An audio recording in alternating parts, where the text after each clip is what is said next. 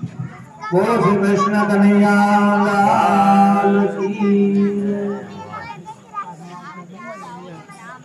यथा नक्षम प्रवक्ष्यामि सुमोधम मुनि सत्तम સુતજી કહે છે કે હે મુનિ શ્રેષ્ઠ શ્રી સત્યનારાયણ ભગવાનની કથાનો આપની પાસે પાંચમો અને છેલ્લો અધ્યાય કહું છું.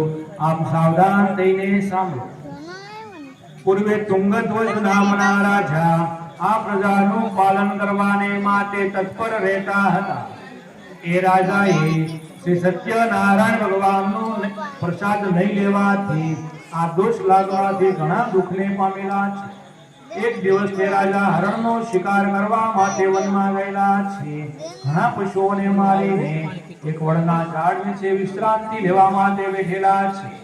એવા સમયે ગોપગણ એટલે ગોવાળિયાઓ ભગવાનનું વ્રતને પૂજન કરતા હતા. એમાંથી એક ગોવાળિયો ભગવાનનો પ્રસાદ લઈને રાજા પાસે મૂકેલો છે અને કહેવા લાગ્યો કે આપણા નગરના રાજા છે, આપણે એમને પ્રસાદનો પડ્યો આપીએ તો